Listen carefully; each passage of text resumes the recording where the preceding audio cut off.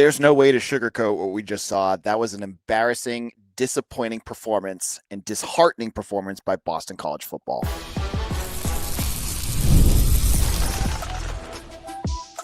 You are Locked On Boston College, your daily podcast on the Boston College Eagles. Part of the Locked On Podcast Network, your team every day.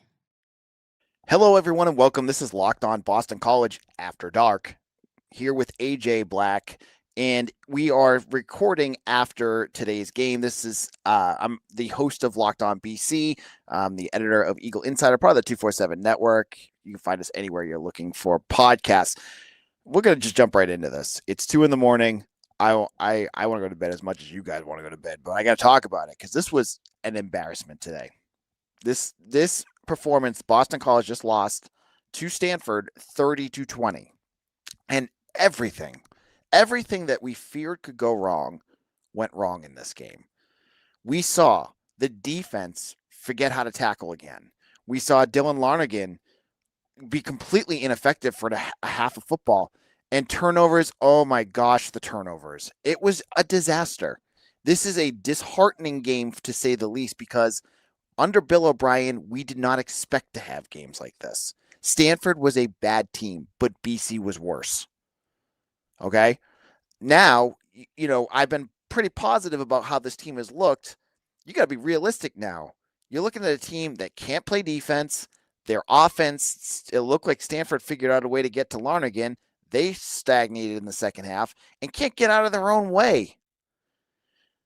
Stanford scored 30 points total. 21 of those came from turnovers, the biggest one of which was another fumble going into the end zone by Turbo Richards. That's twice in 2 weeks. How is that possible? It was inexcusable. That was an inexcusable, again, self-inflicted wounds. And every time BC started to jump out, and it was that second quarter, BC jumps out. It looked like BC was about to just, Lonergan was looking good. You had Reed Harris playing really well. And then it was like an absolute implosion from there on out.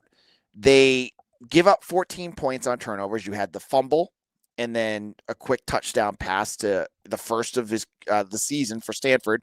Good job, BC.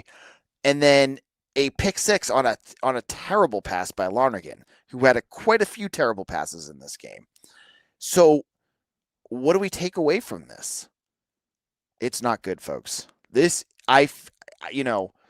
I thought things were going in the right direction, and after watching this game, I worry for the rest of the season. Now, the only sugarcoating here is you have a bye week, and the rest of the ACC is garbage right now. But BC's playing like that too, so I don't know if they can figure this out. But we also had injuries to add on to all this. Jude Bowery, who love him to death, but he has been hurt so often over the last 2 years, gets hurt again. They put in Ryan McCow. We had the fumble by Dwayne Alec. He gets pulled. They put in Michael Kraunz. Doesn't really matter. You also lose Bam Crouch later in the game. And I don't think Bam was that big of a difference maker in this one, but once that happened, it looked like Micah Ford, you were playing against, Lawrence LaDainian Tomlinson back there. They just couldn't tackle the guy. And that was the end of the game.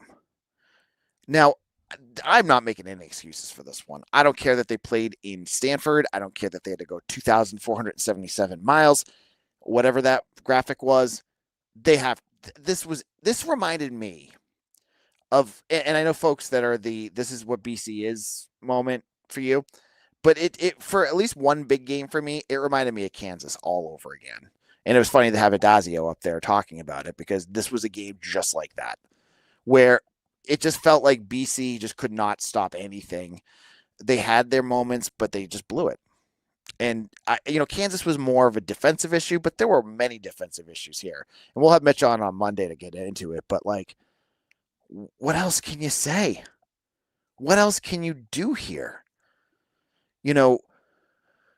Is this a bowl team? Didn't look like that to me tonight. I'm worried about a lot of this. I'm worried that defenses have figured out Dylan Lonergan already, because Stanford did not have a good defense compared to some of the teams we were playing against, and they confused the heck out of him in that second half. He just looked lost at times, to the point where at one point I was like almost thinking like put Grayson James back in, because Dylan's just, he looks like a deer in headlights at this point. And that's Stanford doing that to him. Not, and you had other guys like Jaden Skeet. Where was he? He was out there. He's had 3 touchdowns over the past 2 weeks. Nothing in this game. Lewis Bond kind of disappeared the second half. You had Reed Harris and Jeremiah Franklin, and then a whole bunch of nothing. That's what you got. I can't describe how disappointed I am by this game.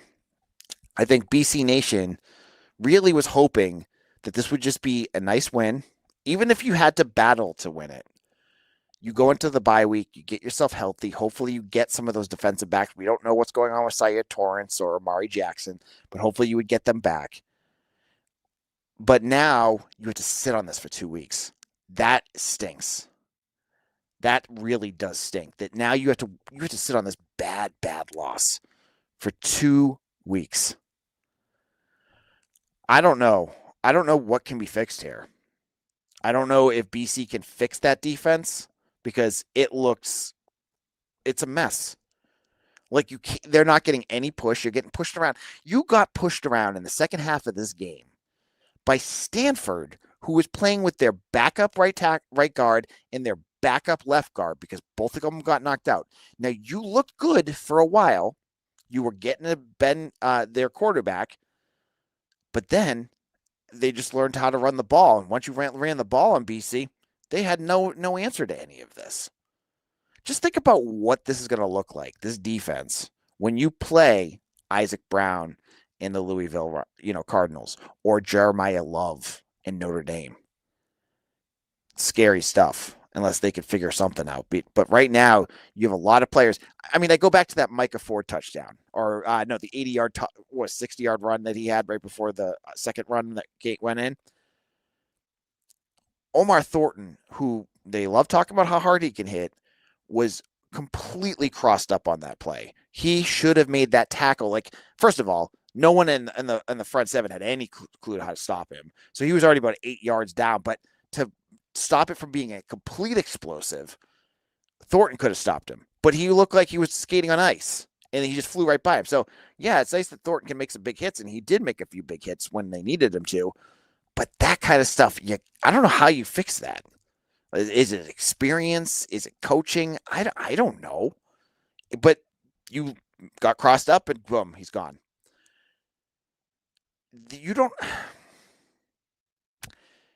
Bill O'Brien needs to really, this is his chance to like figure things out, because I don't know how you fix this. I really don't. You felt good even though you lost to Michigan State last week. You feel pretty lousy after this one. I'm gonna be frank, and you guys are probably all in the comments saying this right now. I'm not reading it because it just gets me distracted. But you're thinking, there's nothing positive from this game. I cannot think of one thing. Maybe Reed Harris's play. That might be the one positive I could take from this game. Everything else, the blocking, the special teams, the defense, took a huge step back. Dylan Lonergan took a gigantic leap backwards. This was a very, very disheartening game as a Boston College observer. For you fans, I can get the frustration. I can get the anger. You waited up to watch. For you all, took naps, drank your coffees or your Red Bulls or whatever you did to keep yourself awake, and that is what you saw. That was the takeaway game from that game. Man, I really do hope O'Brien looks deep in the mirror and figures out something, but I do not feel confident about that at all. And in a moment, I'm going to continue to rant and rave about this game. I'll be back in just a moment.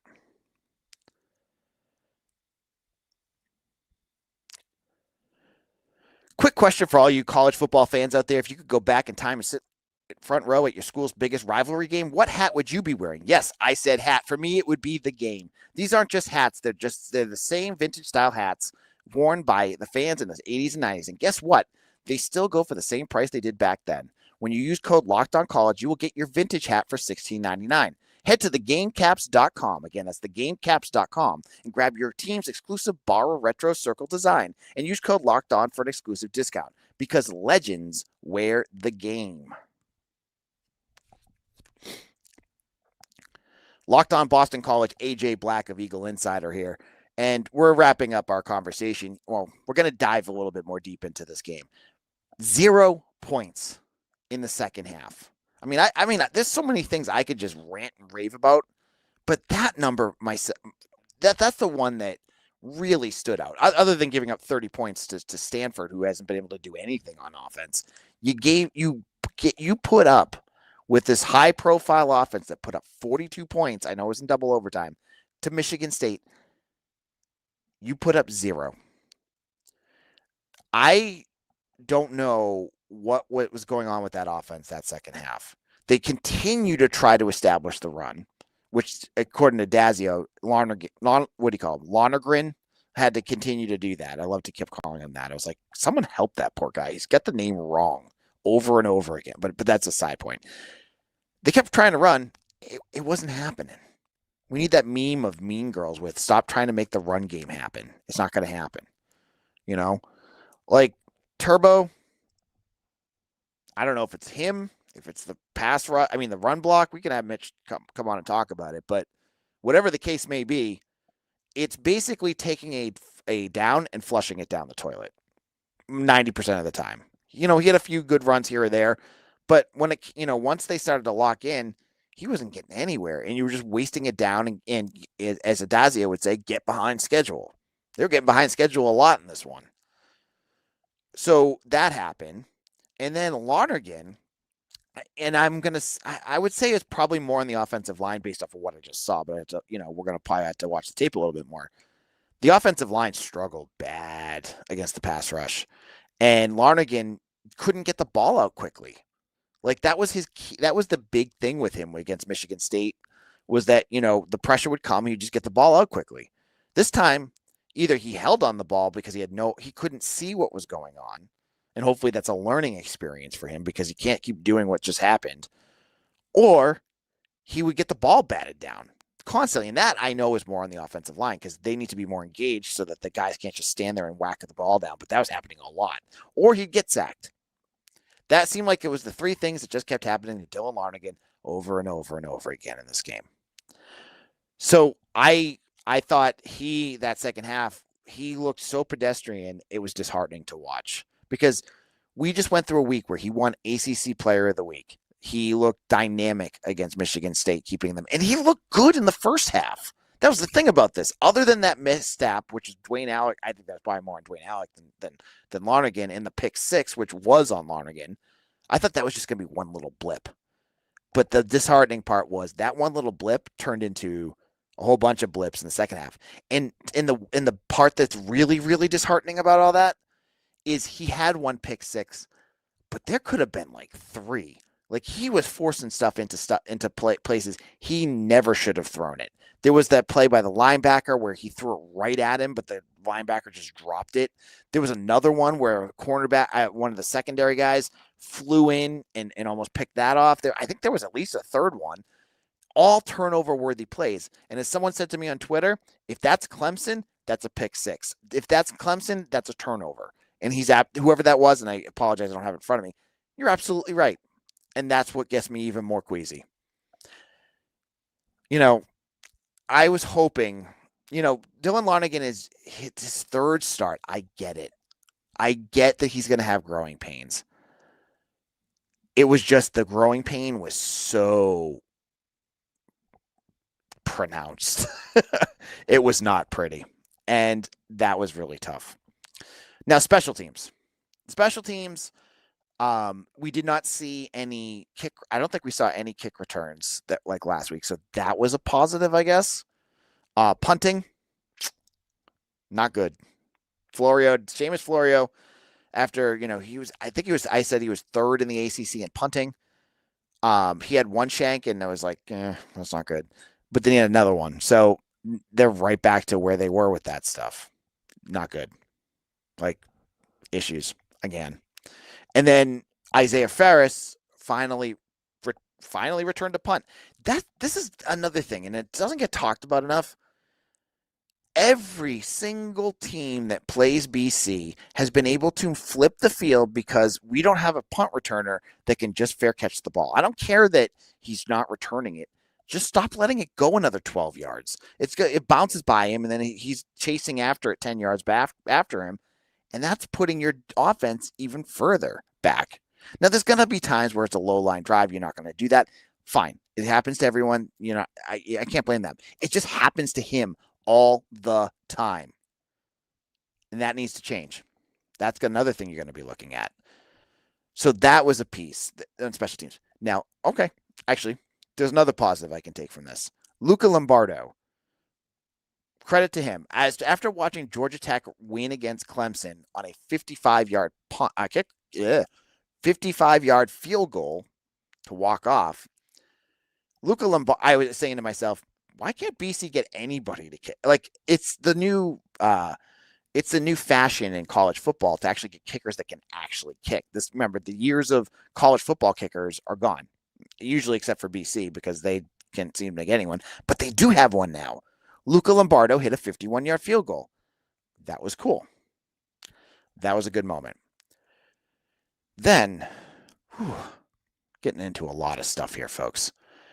In a moment, there was one set of drives I want to talk about that really, really, I thought was just tough. It was not a good look for anyone on that roster. I'll explain what that is in just a moment.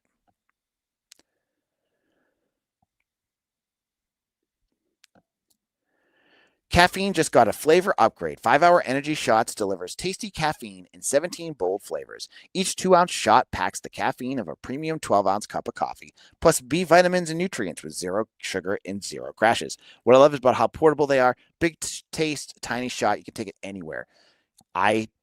Before I got going on this podcast tonight, I took my 5-Hour Energy Shot. I needed it. I was dragging watching that game. I needed a boost, and 5-Hour Energy gave it to me. Now, enough with the boring, flavorless caffeine. It's time to give your caffeine a flavor upgrade with 5-Hour Energy Shots. Get the favorites you love, or be bold and try something new. In-store and online at 5hourenergy.com or Amazon today.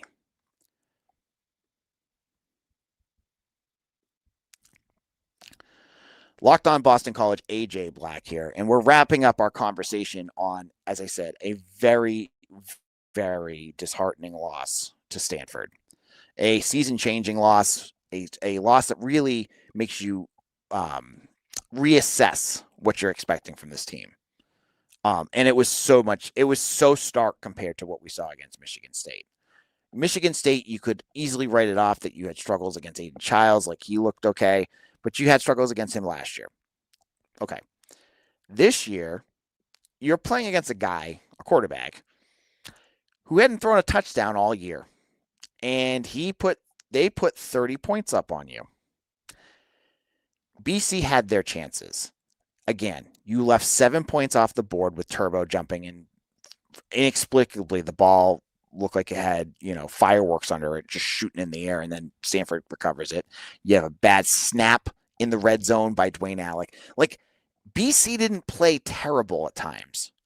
They just kept shooting themselves in the foot over and over and over again. And the moment that I was like, that's not good, was right before halftime. And this was a big issue I had. BC had the ball and they were driving. And they were trying to kill the clock so that Stanford didn't get the ball back. Can't blame them for that. They got inside the red zone, and all of a sudden, they're just burning clock. They have a timeout left, and they cannot move the ball enough to get in the end zone. Instead, they settle for 3. And that point, I was going, this is terrible clock management. I don't know what Bill's doing. You have a timeout, stop it. I think it was like on second or third down, they kicked the field goal. You had other opportunities if you used your timeout, but they didn't. And they had to go back to Lombardo to kick that field goal. That was the moment where I was like, oh, something's rotten in Denmark today, because this isn't good. Like, you got to you had a chance to really put the a strike into Stanford going into halftime, and you weren't able to do it. Like, a field goal's fine, but you were just going then 2020, and you're letting a team hang around that should have not been as good as you are. But at the end of the day, Stanford didn't make as many errors as BC. BC, it was just mistake after mistake after mistake. And those mistakes added up, and it caused this loss. Whether it was the turnovers or the terrible tackling or the inability to block or the offense completely coming off the rails in the second half. BC had their chances in the first half. It all went kaput in the second. The second half was, and they're saying it on the telecast. The body language, they kept showing them. BC looked like a beat team halfway through the third quarter. That's not good. They're like, Bam Crouch was trying to get them going, and it didn't seem like they had any spark left in him. They lost all, it seemed to me watching, that bravado and swagger that you just need in football. It was gone. Stanford beat them out of it. And so, tip of the cap for Stanford. They came out ready to play. And BC, they got to figure something out, because this season could go off this was your win game right here. This was the game you should win. Where are the wins going to come from now? When you can't slow down an offense run by this quarterback who wasn't very good, and you had him on the ropes at times. What are they going to do when they play Cal next week or 2 weeks? What are they going to do when they play Clemson or Louisville? The answers aren't good. There's some major problems on that defense, and it's not just tackling. It's coverage, pressure. They were having all sorts of issues out there today. And when you play a better offense that's not Stanford, look out. That's a big issue. So I go forward and say, I'm not very confident that BC's a bowl eligible team this year. Maybe this was just a fluky game where you lost 21 points, but I've not seen a BC team play make so many stupid mistakes and just so self-inflicting as this team. You've done it over and over again. You got to get better. And O'Brien, it's on him to make sure that they do that. Like, he says it. He said it during the halftime thing to the ACC network. Like, we got to stop doing this kind of stuff. Yeah, you got to stop it, but how are you going to stop it?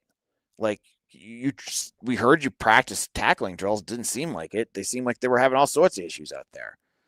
You saw, I don't know how you work on turbo, like not turning the ball over in the red zone, but you got to do it. It was a mess, an absolute mess. And I'm sorry for all of you folks that stood up and sat up and watched all this. I think a lot of you probably wish you just went to bed. I don't blame you. I can't imagine the team is feeling all that great either, but it is what it is. Call it what you call it, right? You guys sometimes say that I'm too positive about things. I'm not positive at all about this, and it's kind of changing how I'm viewing the rest of the season. And until they prove me otherwise, I'm going to be very skeptical about this program, because what we saw tonight isn't going to win you many ACC games. It's not going to win you many games at all. So I'll be back tomorrow with an episode with Mitch. Mitch is going to watch and talk BC football. He's going to dive into what he saw. And, he's much more schematically into this stuff. But I want to go to bed. I am tired. I watched bad football, and I think it's time for me to go to bed. You can follow me on Twitter at AJBlack247. Hit that like and subscribe button before you leave. I hope you guys enjoyed today's episode. I hope it was better than watching that actual football game, because I think it was. And I'll see you all again tomorrow for another episode of Locked On Boston College, your team every day.